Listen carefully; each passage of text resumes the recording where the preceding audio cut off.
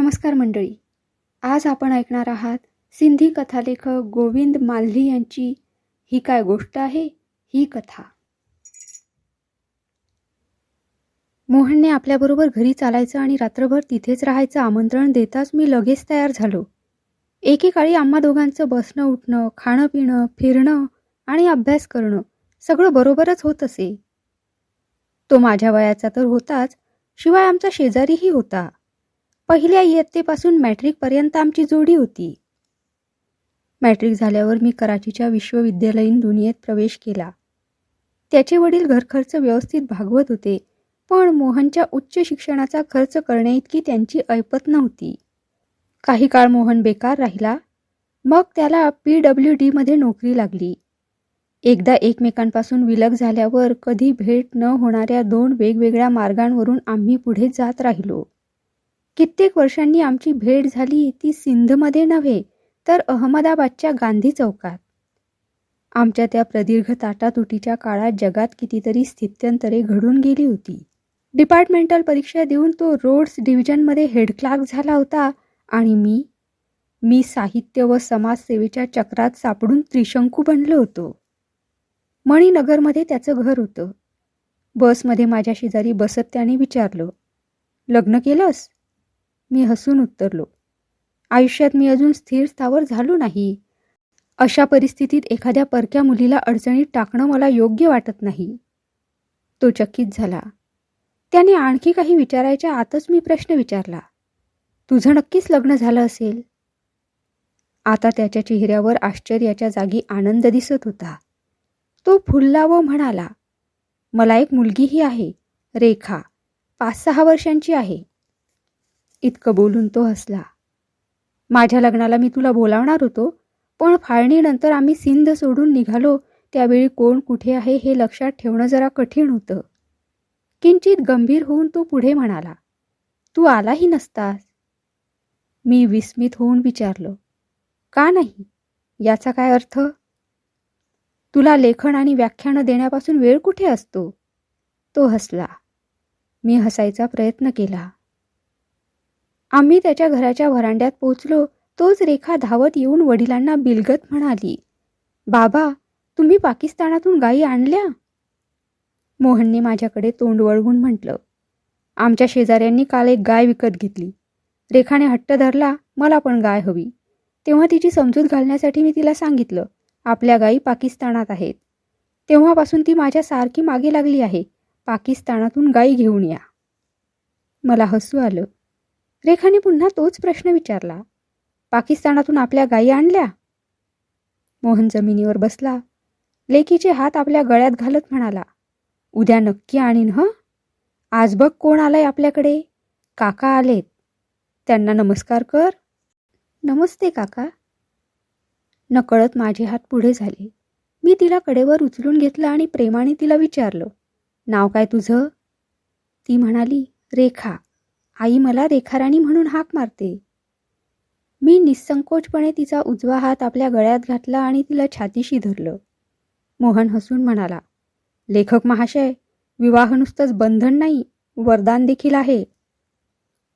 त्याचं म्हणणं खोडून काढायचा धीर मला झाला नाही.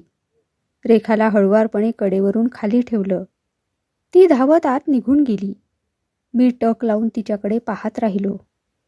माझी मनस्थिती मोहनच्या लक्षात आली असावी.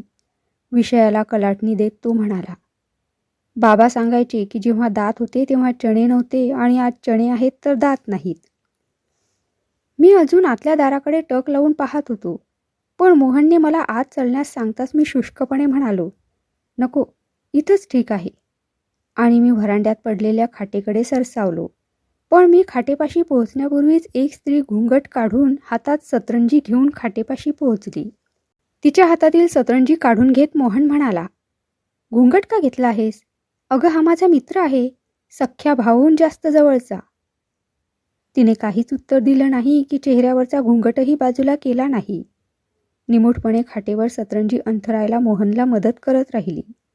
सतरंजी घालून झाली तेव्हा माझ्याकडे टक लावून बघत असलेल्या रेखाच्या हातून तिने उशी घेतली. ती खाटेच्या उशाशी ठेवली आणि मग ती आत निघून गेली.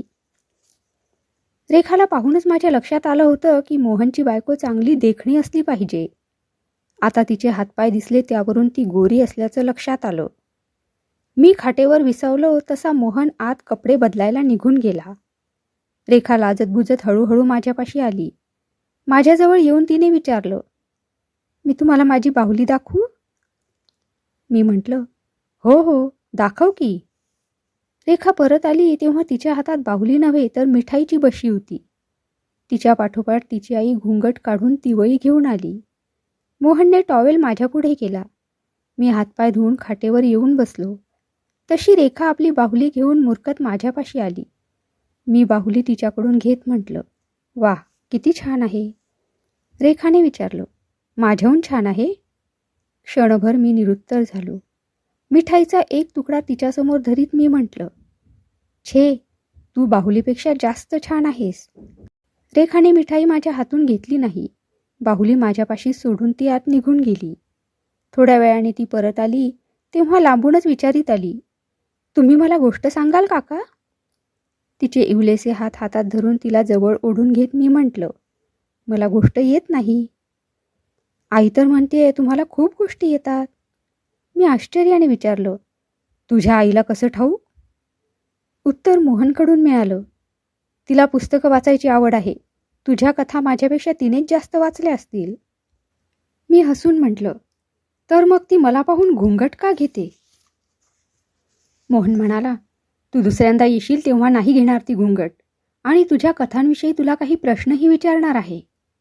नकळत माझ्या तोंडून बाहेर पडलं, आज का नाही विचारत? रेखाने माझा हात धरून म्हटलं, गोष्ट सांगाल? हो, मग सांगा ना. रात्री झोपताना सांगीन. पण झोपताना तर आई गोष्ट सांगते, तुम्ही आत्ताच सांगा. आज तू आईच्या ऐवजी माझ्याकडून गोष्ट ऐक. तर मग मी तुमच्यापाशी झोपू? मी थक्क झालो. मोहन म्हणाला, ही रोज आईकडून गोष्ट ऐकते आणि आईपाशीच झोपते. मी हसून रेखाच्या केसांवर हात फिरवीत म्हणालो, आज तू माझ्यापाशीच झोप बरं बाळ.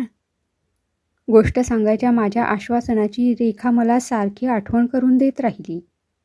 आम्ही जेवायला बसलो तेव्हा रेखाची आई आली, पण आणखीनच लांब हातभर घुंगट काढून आली. तिने असा पडदा करावा हे मला खटकत होतं. त्या घुंगटाआड लपलेली एक सुंदर स्त्री, छे, माझी एक वाचक पाहण्यासाठी मी आतुर झालो होतो. पण तिला काही सांगायचा धीर मला झाला नाही. शब्द रेटायचं बळच जिभेत आलं नाही.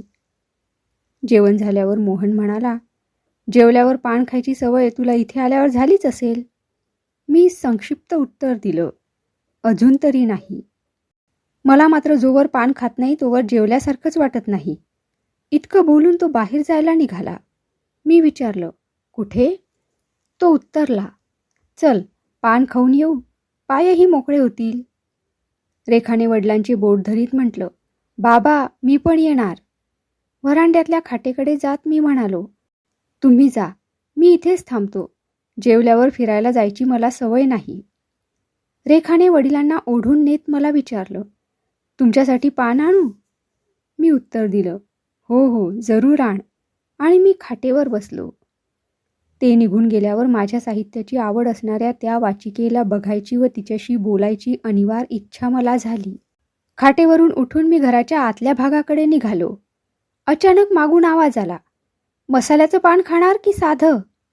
मी ओशाळलो.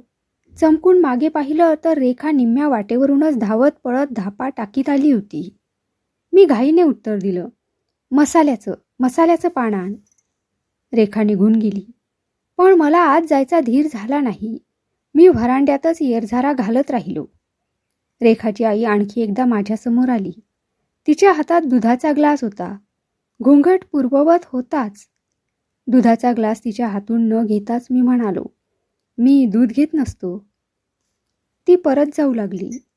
मी हसून विचारलं, वहिनी, तुम्हाला माझी कोणती कथा आवडते? वहिनी संबोधन ऐकून ती किंचित थबकली, पण काहीच उत्तर न देता तडक आत निघून गेली. झोपेची वेळ झाली. रेखा माझ्या बिछाण्यावर येऊन बसली. मी अर्धवट कुशीवर पडलो होतो. माझ्या पाठीवर चढायचा प्रयत्न करीत ती म्हणाली, काका, गोष्ट सांगा ना. मग तू माझ्याजवळ झोपशील? हो. आईला विचारून येते मी. मी उताणा होऊन निजलो तशी आपल्या हाताची कोपरं माझ्या छातीवर टेकून आणि चेहरा हातावर टेकून ती टक लावून माझ्याकडे पाहू लागली. मी सुरुवात केली. एक होता राजा. मग तो खायचा खाजा. एकदा जाऊन बसला झाडावर. ती मध्येच अडवीत म्हणाली, ही गोष्ट मी खूपदा ऐकलीये. मी जरा विचार करून म्हणालो, एक होता राजा, त्याला मूलबाळ नव्हतं. ही गोष्ट देखील आईने सांगितली आहे. मी पुन्हा विचारात पडलो. तिने मला गदागदा हलवून म्हटलं, काका सांगा ना गोष्ट. मी घसा खाकरून स्वच्छ करीत म्हणालो, एक होता राजा, त्याला 7 मुली होत्या. आता मात्र रेखा वैतागली व म्हणाली, ही गोष्ट पण ऐकली आहे. मी पराजय मान्य करीत म्हणालो, मला दुसरी गोष्टच येत नाही. आई म्हणते तुम्ही गोष्टी तयार करता. मला राजा राण्यांच्या गोष्टी येत नाहीत. अचानक ती म्हणाली, मी सांगू एक गोष्ट? हो सांग. आजच आईने सांगितली ही गोष्ट मला. बरं सांग. पाकिस्तानातल्या एका गावात एक मुलगी राहायची. काका, पाकिस्तान खूप दूर आहे नाही? हो, तू तुझी गोष्ट सांग. तिथे एकदा एक मुलगा आला. त्याचं आजोळ त्या गावात होतं. थोडा वेळ थांबून ती पुढे म्हणाली, ते दोघे बरोबर खेळायचे. नवरा नवरीचा खेळ देखील खेळायचे. काका, नवरा नवरीचा खेळ कसा असतो हो? आईला नाही विचारलंस? ती म्हणाली, काकांनाच विचार. तू बाहुला बाहुलीचा खेळ खेळतेस ना, तसंच खेड्यातली मुलं मुली बाहुला बाहुली होऊन खेळतात. मुलं मुली बाहुला बाहुली होतात? मग काय होतं? नंतर सांगीन, अगोदर तुझी गोष्ट सांग. ती क्षणभर थांबून म्हणाली, तो मुलगा त्या मुलीचा नवरा व्हायचा. तो मुलगा त्या मुलीला म्हणायचा, मोठा होऊन मी तुझ्याशी लग्न करीन. काका, लग्न म्हणजे काय हो? आईला विचार. आई नाही सांगत. तू अगोदर गोष्ट सांग बरं, मग मी सांगेन. मुलगा ज्या ज्यावेळी तिथे यायचा, नेहमी मुलीला हेच सांगायचा. नकळत मी प्रश्न विचारला, मग काय झालं? तो मुलगा कॉलेजात शिकायला निघून गेला. तो मुलगा त्या मुलीला विसरला. मग मुलगी वाट पाहत राहिली. काका, वाट म्हणजे काय? मला घाम फुटला. घाम पुसत मी म्हणालो, शेवटी काय झालं? ती जणू स्मृतीला ताण देत म्हणाली, तो मुलगा परत आला नाही आणि मुलीच्या आईवडिलांनी तिचं दुसरीकडे लग्न लावून टाकलं. शाप मिळाल्यासारखी माझी अवस्था झाली. माझ्या तोंडून शब्द उमटला नाही. ती खट्याळपणे म्हणाली, गोष्ट संपली काका. आता एक आणा द्या बघू. मी हसायचा प्रयत्न करीत म्हणालो, ही काय गोष्ट आहे? मी सुद्धा आईला हेच म्हटलं होतं. मुलामुलीचं लग्न होत नाही अशी ही गोष्ट पहिल्यांदाच आईने सांगितली. मी आईला विचारलं, त्या मुलाचं काय झालं? मी दाटल्या गळ्याने विचारलं, काय सांगितलं तुझ्या आईनं? ती म्हणाली, तो मुलगा पूर्वी दूध प्यायचा, हल्ली पीत नाही. आता मात्र मला तिथे निजवेना. मी उठून बसलो. साप डसलेल्या माणसासारखी माझी अवस्था झाली. अंगात जणू विष फैलावून सर्वांगाचा दाह होऊ लागला. त्याचवेळी मोहन बाहेर आला. मला असा बेचैन बघून त्याने विचारलं, रेखाने तुला खूप त्रास दिलेला दिसतोय.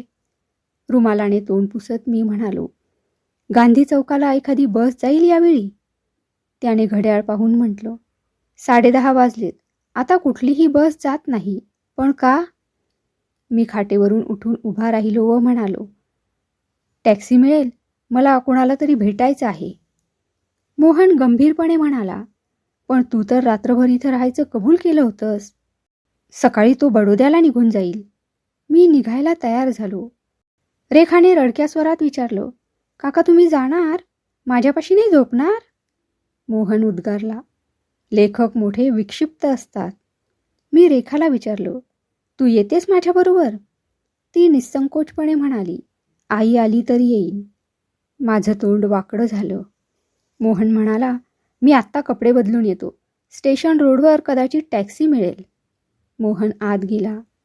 मी रेखाला कडेवर उचलून घेत म्हटलं, आईला म्हणावं त्या मुलीचं त्या मुलाशी लग्न झालं असतं तर ती दुःखी झाली असती. आता ती खूप सुखात आहे. व्हरांड्याच्या दाराआडून कुणी बाई स्वतःशीच बोलत असल्यासारखा आवाज आला. स्त्रीचं सुखाचं मोजमाप पुरुषांच्या सुखाच्या मोजमापाहून खूप भिन्न असतं. माझ्यापाशी उत्तर नव्हतं. मोहन स्वतःचे कपडे बदलून माझा सदरा देखील घेऊन आला. सदरा घालत मी व्हरांड्यातून खाली उतरलो. मोहनने हसून विचारलं, सकाळी त्या माणसाला भेटलास तर नाही का चालणार? नाही, उत्तर देऊन मी पुढे चालू लागलो. अजून तुझी लहानपणाची हट्टाची सवय गेलेली नाही, मोहन माझ्या पाठोपाठ येत म्हणाला. मागून रेखाचा आवाज आला, काका टाटा, पुन्हा कधी याल? मी मागे वळून न बघता नुसत्या हाताच्या खुणेनेच तिचा निरोप घेतला.